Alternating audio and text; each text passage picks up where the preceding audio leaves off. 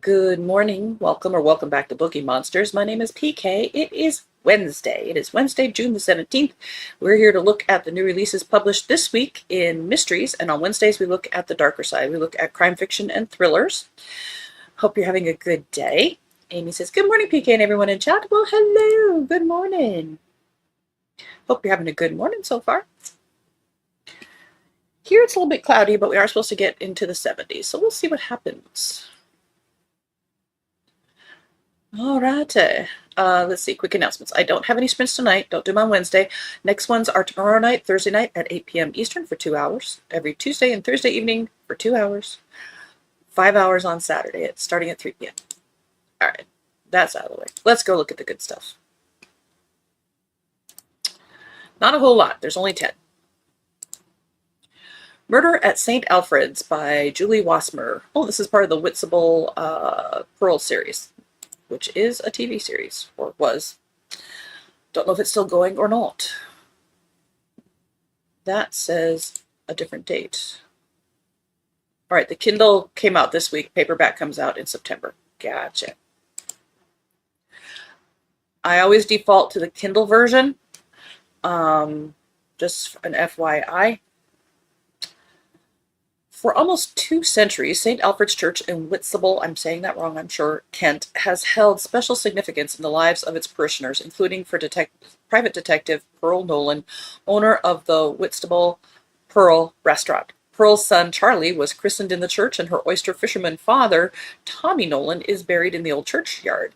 Now, St. Alfred's is about to play another part in Pearl's life as the setting for her wedding to Canterbury Police Detective DCI Mike McGuire. But 2 fateful events are about to threaten this happy occasion: the discovery of a body on hallowed ground and the return of a ghost from Pearl's own past. ... I forgot to click on it, so we'll give it its moment. Apparently I need more coffee.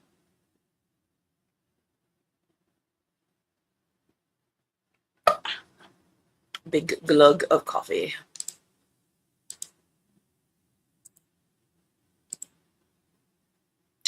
Well, good morning, Dahlia. How are ya?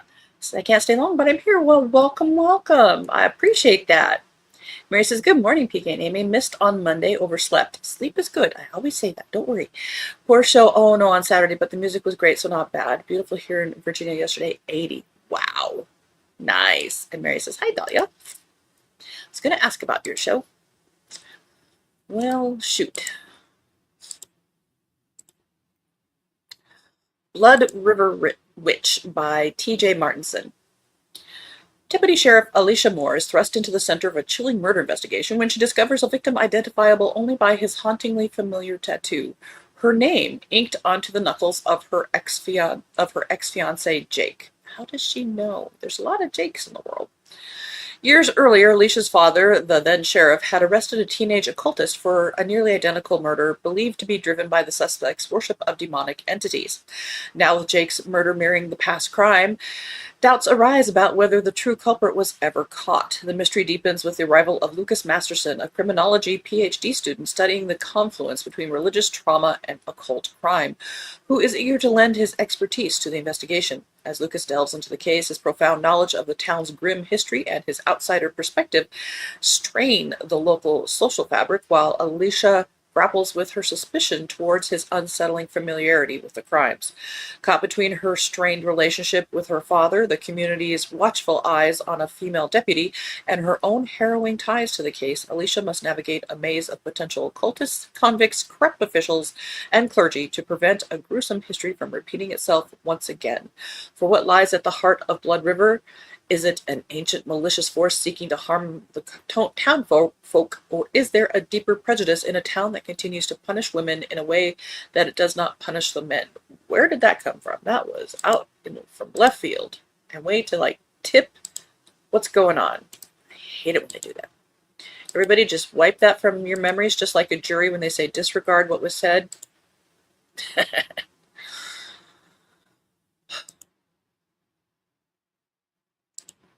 Death was not on the guest list. I'm sure I was. Just look again. By Jenny L. Walsh. In Chicago's Gold Coast district, 20 of the city's most glamorous socialites gather for a charity while driving charity whist drive at the Bellevue Hotel mansion. Brightest among them are Ginevra King Mitchell, the name like Ginevra, and Edith Cummings, real-life debutantes who inspired Daisy Buchanan and Jordan Baker in The Great Gatsby.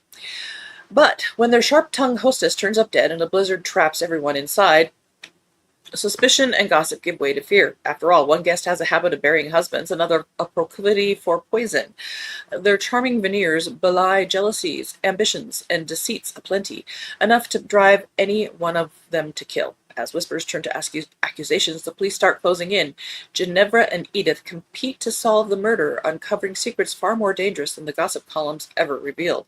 But when a second body is found, strangled with Ginevra's own pearls, damn it, their restless rivalry becomes a race for survival. Who next? And is the answer hidden in Fitzgerald's exasperating novel?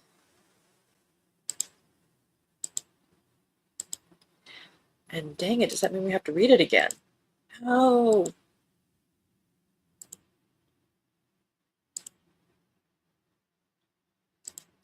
Murder at the Spirit Lounge by Jess Kidd, second in the Nora Breen Investigates series. When Dolores Chimes, a famous medium, arrives in Gore-on-Sea, even surly Detective Inspector Rideout is lured in by her promises of messages for the afterlife. Would it be from the afterlife?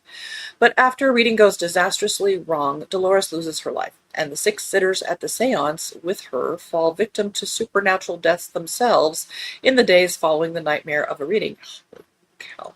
Determined to unveil the truth, Nora finds herself chasing a ghostly serial killer she believes to be responsible before the 6th victim, Detective Rideout himself, perishes along with the others. Well, that took a turn. End of that row.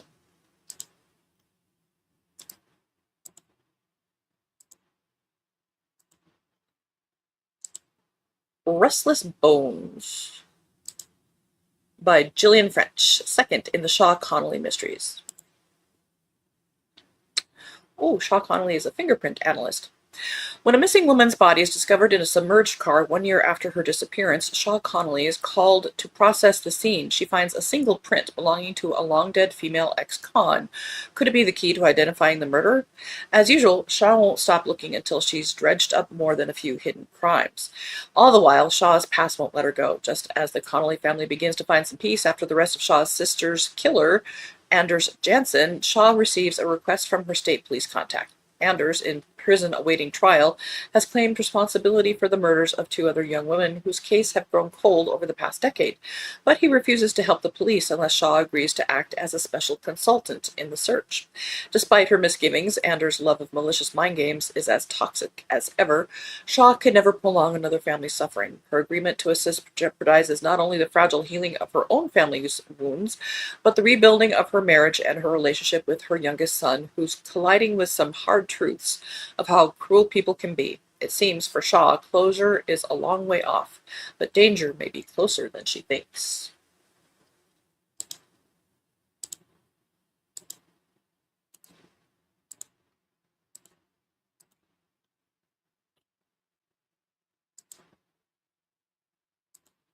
Somebody Worth Killing by Jessica Payne. Meet Nadia Davis, a doting mom and loving wife who has a big secret. She's actually an assassin, and she really needs a babysitter who shows up on time. Nadia Davis is living the dream as a successful working mom with a career she loves, 2 adorable little girls, and a devoted husband who has no idea that she's secretly a hired assassin and psychopath who kills certified bad guys. So when Nadia... How do you get certified? So when Nadia finds out she's been mommy-tracked by her assassin's agency and is no longer getting the bigger, more exciting jobs, she demands an important mark, somebody worth killing. But it turns out that big kill is the last person she expects, her husband. How is the sweet, kind teller of dad jokes she's promised her life to an evil villain who needs exterminating? Has their whole life together been a lie? Now Nadia must choose between the 2 things she loves most in life, the career that keeps her sane or the family she thought she knew. Yeah, maybe. I would check out to see if the writing holds up.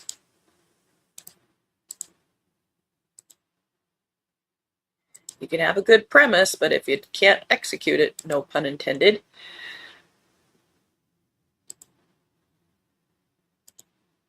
staged by Caitlin Rother, second in the Katrina and Good series. Investigative reporter Katrina Chopin is back home in San Diego on a mission or two. The first is personal, reheating the cold case of her parents' murder, investigating her brother's reported suicide. The second involves a new spate of deaths with alleged causes that just don't smell right. She and Detective Ken Good need each other's help for both, but she has to keep the sexy surfer at arm's length. Why? Because dating him is off limits for now. Teaming up, they make coordinated progress down each path. Digging deeper into Lahala's corrupt network of elites, they uncover a pattern of lies, depravity, and greed. And with every new discovery, Katrina is pulled closer to danger and to good. Sharing sexy phone calls and sunset drinks isn't exactly following the rules, but fully crossing that line could jeopardize the case. As they start to connect the dots, they realize they must risk everything to bring down the shadowy cabal that kills to keep its secrets. That's kind of what cabals do.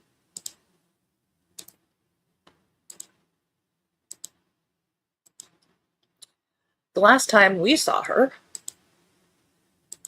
by Jacqueline Goldis. 10 years ago, a group of American teenage summer campers went to a lush and isolated Azores island for a hiking and heritage trip. But when a clue to a local legend of buried treasure emerged, the summer devolved into a frenzied hunt and culminated in the disappearance and rumored murder of it girl camper Sydney. She was never seen again and the treasure never found. Now, a decade later, Sydney's closest circle returns to honor her memory. Never do that. Sydney's sister and fellow camper Olivia, a group of childhood camp friends, and their beloved counselors, they've all agreed to participate in a documentary probing what really happened to Sydney. The group reunites in paradise and retraces their old haunts, hiking along crater lakes and submerging in thermal hot springs.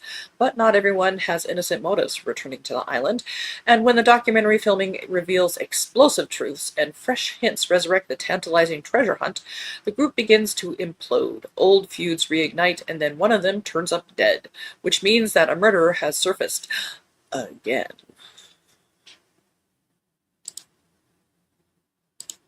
End of that row.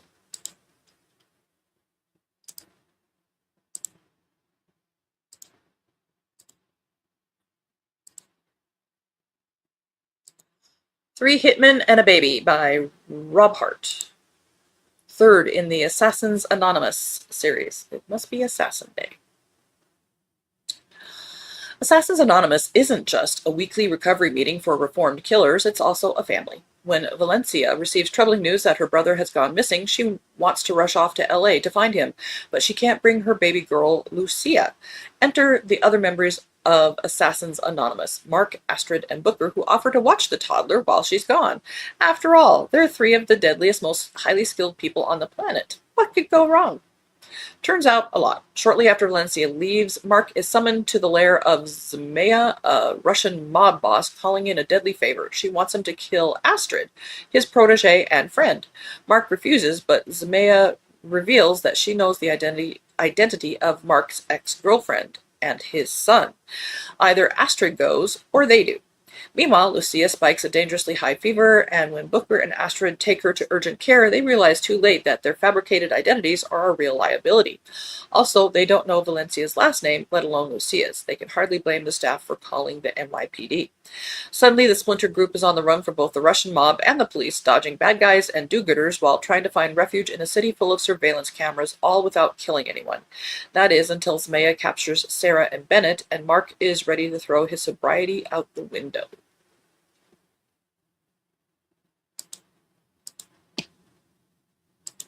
Oops.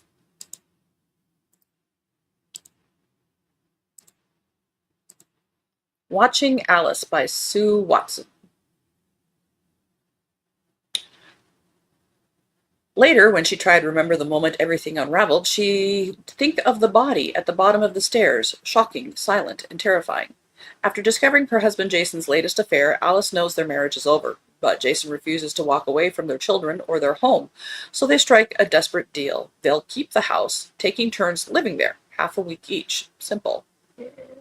But the arrangement quickly becomes suffocating. Each time Alice returns, her space has changed. Jason's mess taking over, her belongings misplaced. And Alice can't shake the feeling she's being watched by someone who tracks her moments alone. Is Jason playing mind games, or is someone else? As her grip on reality spirals, Alice begins to wonder if the end of their marriage might be the end of her.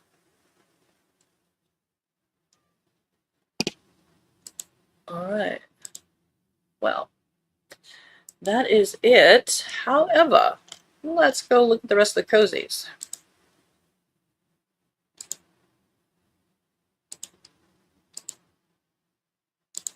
Yeah, indeed. Mary says that sounds like a Keystone Cop movie. Yes. You can definitely see it as a movie. Amy says, hi, Dahlia. All right. We were... Oh, did we already do Spirit Lounge? How weird.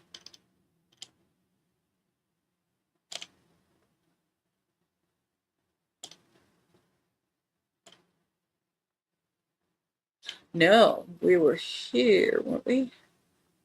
No, we did that one.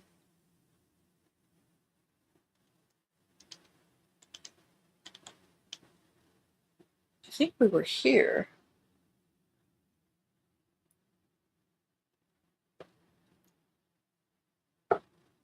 Does any of that sound familiar? I know we did those.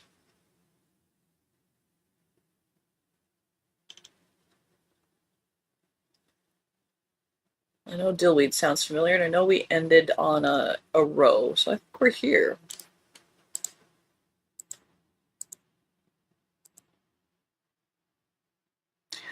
Could just end early and do these. That might be a better idea on Friday.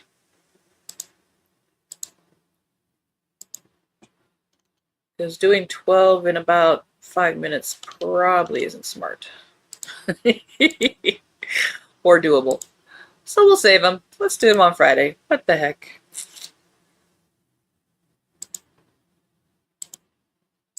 Okay, so that is it for today. You know, I might check out one of those to see if the writing holds up, but otherwise I'm marked safe, and I have way too much to read otherwise.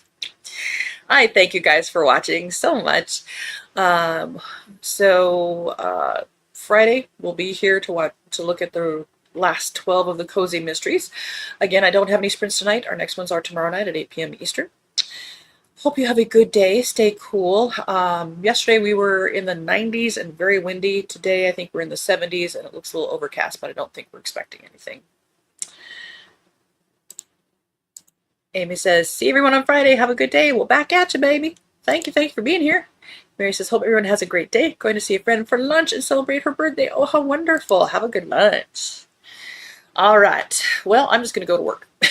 Have a good everybody. Have a good day, everybody. As the banner says, don't be a bookworm, be a bookie monster. Nom nom nom. Have a good day. God bless.